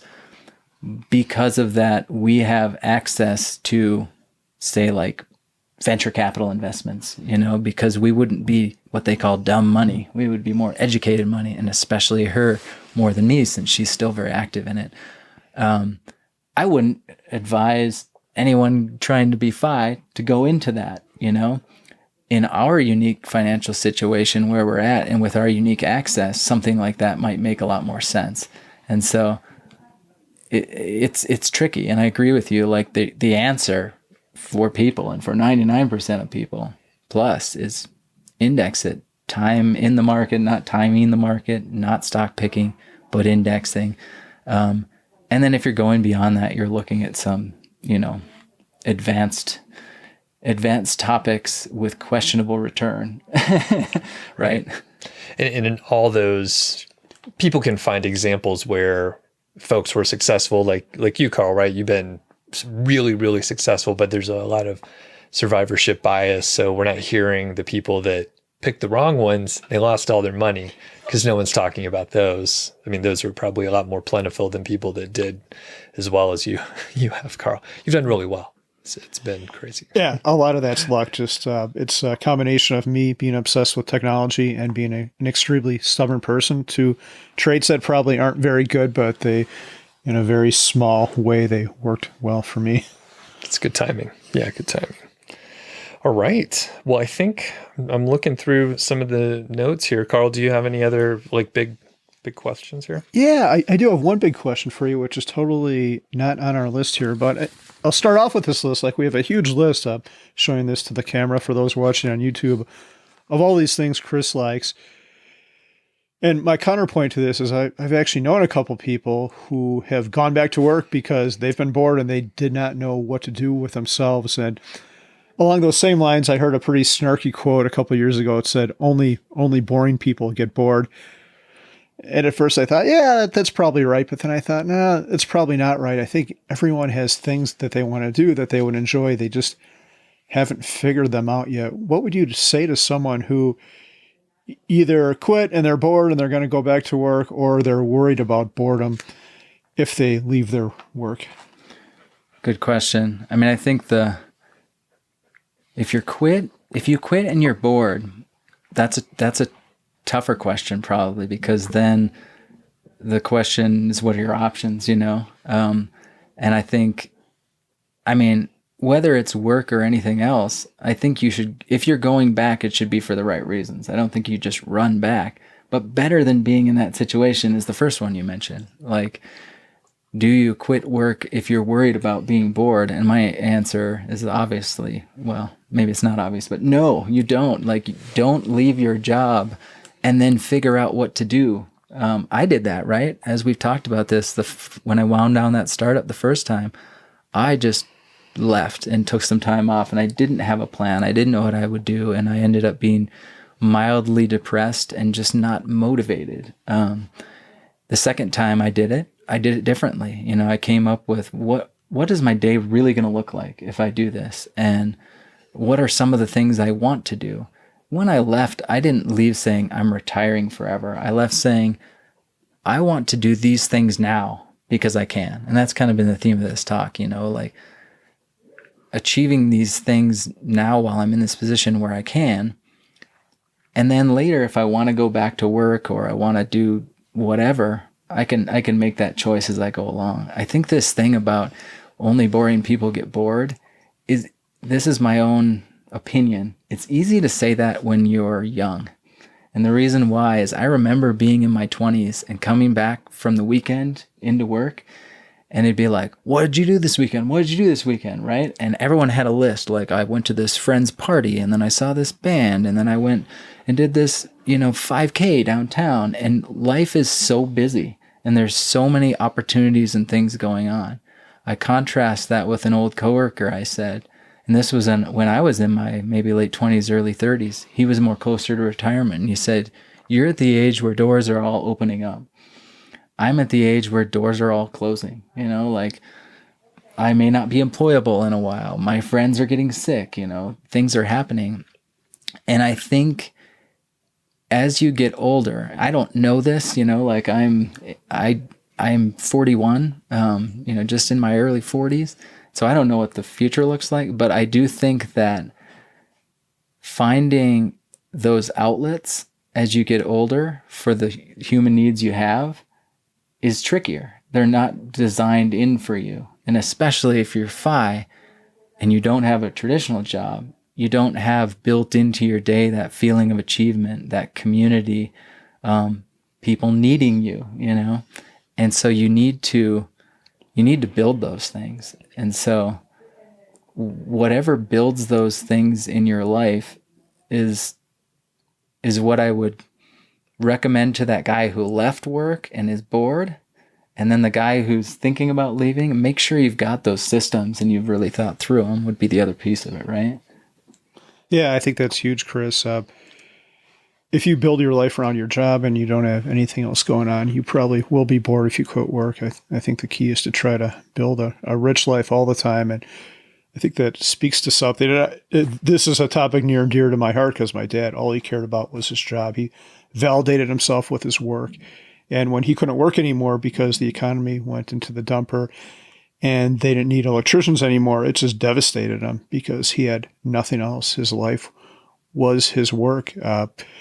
So yeah, try to figure things out when you're young and embrace a life that's not necessarily that revolves around your work ahead of time. So you can be more resilient when your work does end, or if you decide to move on to something else. I think one option, folks may have, especially if you've been successful and reached FI or some level where you can leave your job, you're probably good at some stuff and you probably can mentor or help or coach other people, younger folks that don't have the same experience as you. Even young guys like us in our early 40s can Carl's a little bit older, even more experienced. He's like a mentor to me. What's Carl's like older? my mentor. I'll say Right. that. Like, I think of him as a mentor. Wise and grizzled. That's right. Yeah. I hate you both. But the point, there's a real point, which is, you can mentor. And in fact, I did that for a small, it's technically a startup accelerator, but it's not an IT, like a tech sort of angle, but it's called E for All. And I mentored, it's usually small businesses under 5 people or so. And they're just trying to get started, and they're usually trying to do it on the side. So that's been really cool from a relationship standpoint, because you do get to meet other mentors and that sort of thing, but also you're helping like a small company get started, and it's usually very community based. So Yeah. it was like a Longmont business that I helped out. So have you done any like advising or mentoring or anything like that? Yeah, I have. I love what you said, because there's always this, when I left the startup land, I left 60, 80-hour weeks sometimes to 0 hours a week. And so it's like, 100 miles an hour to zero. And the dream, I think, in my mind is something where like I have the perfect amount of work. And the problem is the perfect amount of work, let's say it's 20 hours a week. Who wants to hire a leader at 20 hours a week? You can't get that. But what you said, when you can mentor and when you can step in, you can have those cool roles and you can still do them for less hours. And I love that balance. I've, since leaving, I've come back and kind of done some startup stuff, met with founders who have particular challenges, and sometimes they're just looking for an outside voice because they're too close to it. And I come in there. Sometimes it's more like technical, and I've got a lot of medical device experience, and so it's some of that. And so stepping back into that world is kind of fun. It's like, oh yeah, I have this whole alter ego that was, that I still know. And then the other thing I do, I think I mentioned teaching. I teach some college courses, and that wasn't a design. It kind of came out of like, I guess, judged some final projects for a old colleague of mine who was teaching, and then one thing led to another, and I started teaching. And kind of like you were getting at, when you have all the answers, it's fun to have all the answers. 1, and 2, it's really fun to help people. And 3, I always learn quite a bit from those students, and so that's turned into to something as well, just kind of teaching more. And I don't see it as a job, it's very little time commitment. Mm-hmm. But it's one of those things, when a moment ago I talked about like building systems, and as you get older, what are your outlets going to be? I happen to have this college right in my town, and that could be an outlet as I get older. The older you get, the more credible you are as a professor, right? If you have like a grizzled white beard, like Carl. No, I'm just kidding. I feel like we're making a lot of age jokes, but you're like, what, 2 years older than us or something? Anyway, as you get older, He's staying silent. Carl's just like, if you were watching the video, you'd see him just like sneering at me. No, as you get older, you're a more credible professor. So maybe that's something I could do into old age. Right. And what do you teach? Oh, it's a case studies and design sort of class. So it's a bunch of engineers and scientists, and teach them how do you find out what a problem is and solve it for customers and interact with customers and go through the whole design process. They all know the engineering principles of how to make things. They learn that in their other classes. But often the mindsets to be successful, in business or new product development are very different than those really concrete engineering and physics and electrical principles and stuff like that. So that's what I teach. And it's a nice fit because that's what I did for so many years. That's awesome. How many semesters have you taught so far? So I am going to teach again in the fall. I took the last semester off with COVID to kind of be there for my kids as they went through the challenges of remote schooling and focus on some other things. So this will be my third semester teaching. That's cool. Yeah, there's actually a community college not too far from here, and it's right next door to the Oscar Blues tap room. That'd be a cool place to teach, right when you finish your stuff. Yeah. You just pop over to what's it called? The Weasel Room or something like that? What is it? It's called the Tasty Weasel. Tasty. Okay. That's great. Yeah. Funny thing, I haven't even been there yet. We love beer, right? This is something, maybe we'll go on a tangent here unless Carl do you have any meaty questions? No, I'm just shocked that you haven't been there yet, because I think that place has the best beer in Longmont. So they do experimental stuff there that they don't sell to the public. So, dude, you got to go. They also sell 6-packs for $72. So some of it is enthusiastically priced, but sorry, go on, Doug. No. Well, I'm shocked. I thought it was I got to try that. But I don't want to pay. The thing is, we thought it was just a warehouse or something. So we're like, oh, whatever. And we never went by. So we still haven't been. And you actually pointed it out to me a couple of weeks ago. So it's on our list. And so you're a home brewer as well. And I'm going to give you some beer, by the way, to take home. That's all filled with beer behind there. So what's your beer story? Oh, my beer story. You mean home brewing? Oh, home brewing. Yeah. So I've been home brewing, since college, when we threw a potato and some sugar and water in a 5-gallon bucket and sat it by the radiator. That's kind of my initial, baptism into brewing. Was that prison or college? I mean, it was a large brick dorm. It was a lot like a prison. But yeah, and then from there, I went on. I've been brewing ever since. One of the things I told myself, it's not really I hate the word bucket list. There's got to be a better word than bucket list or term. But on my bucket list or my focus list was while I'm always going to have something on tap, and so I try to do that. And if not on tap, I have bottles of home brew. And then, my home brewing masterpiece, I finally completed it. It was a Belgian sour brown, and it's a multiple fermentation. And then you kind of mix 2 ages, like an older batch and a younger batch, to get the right flavor profile. And it took 18 months, and I finished that. And I still have a couple bottles left. So that was a thrill just to complete it. And then after 18 months, I was worried I'd crack the top and it would just be wet cardboard tasting. And the fact that it tasted, successful, not perfect, but successful, to me was great. It's a win. Awesome. That's very cool. Well, I think we can start wrapping her down, or yeah, I've got billions of questions for Chris, but I think we should save that for another episode. No one wants to listen to 12 hours, or maybe someone does, but we'll have a follow-up to this, maybe I know Chris has more adventures coming up, so maybe you could quickly tell us what your next adventure is, tell us about your site, and then we'll wrap it up. Yeah, so I'll start with the site. I'm not as active on the site as I used to be. I have this site, lifeoutsidethemaze.com. I write occasionally there. but it's taken up less of my time these days. So if you do go over there, don't expect anything that frequent. The next adventure is Costa Rica.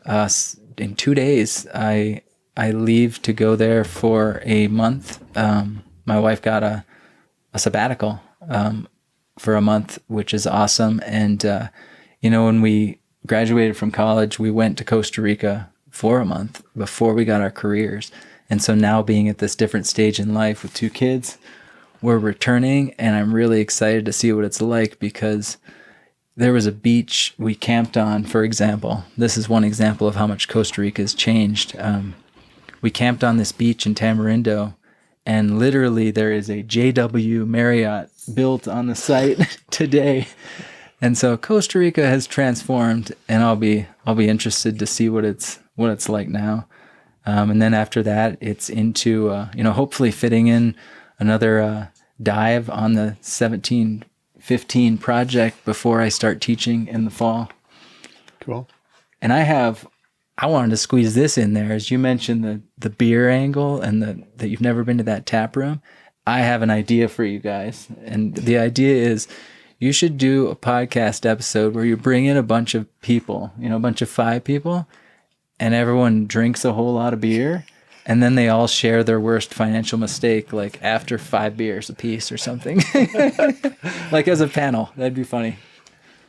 I think we could probably do that. Yeah. Yeah. There's talks to maybe own our own business. So maybe we do that at that place at that point in time. So Chris, well, we might make you have 10 so we could get a really juicy story out of you. It's not good enough. Drink another one. That could get scary. All right, Chris, this has been awesome. Thanks so much for hanging out with us this morning. Thanks, guys. This is a lot of fun. Yeah. Thank you, Chris. Thanks for listening to the show. That was the MHFi podcast, and I'm Doug Cunnington, the balder host, and Carl Jensen is the cool, sexy one.